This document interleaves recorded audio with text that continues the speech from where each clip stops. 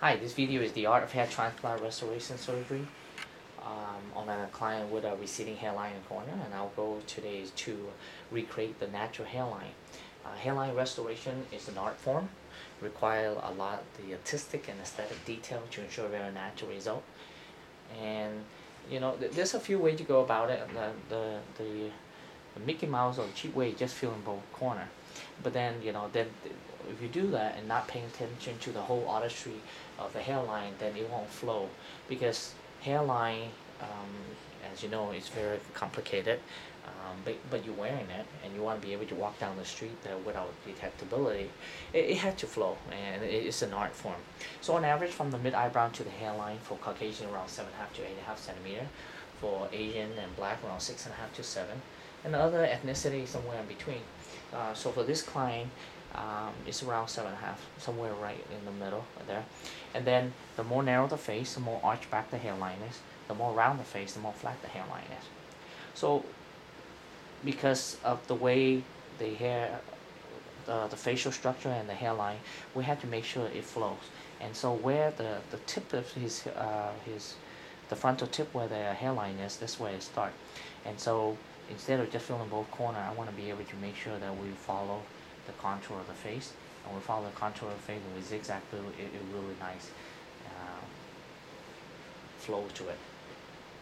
And then once we get the shape down, we transplant at a very precise angle as 35-45 in the front.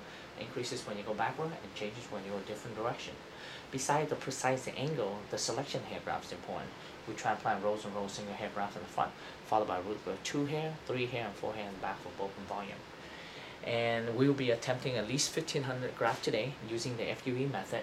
Now, FUE is a term, it's Follicular Unit Extraction. That means pulling one root at a time. But there's 3 different ways to go about doing it. For a clinic like me who specializes in the FUE, I will be personally harvesting the 1 hair graft at a time, because I'm a specialist at it, and using the the tool, either motorized or manual.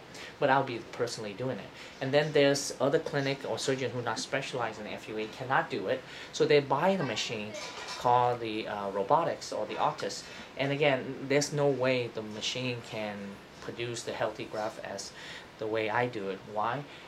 Because the changing of the angle of the hair, what the length of the hair follicle, the depth of it, the width, and what angle, where bend. So you have to understand quite a bit of in-depth knowledge about it.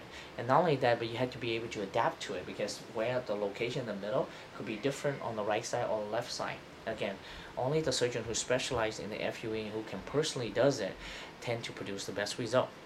And then that's the robotic or the artist. It won't produce as good as healthier graft, and you can tell the difference the before and after in terms of the density.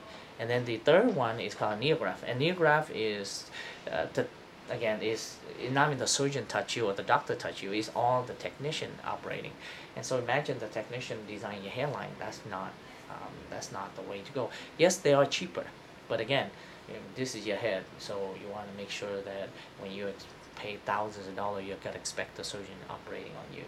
So with this client, I personally design his hairline, and I'll be personally numbing him up, and I'll be personally extracting 1 root at a time, and creating the site. And so do quite a bit. I'm very involved with this surgery. It will be like 10 hours. I'll be at least 6 to 8 hours. I'll be there. Okay, thank you.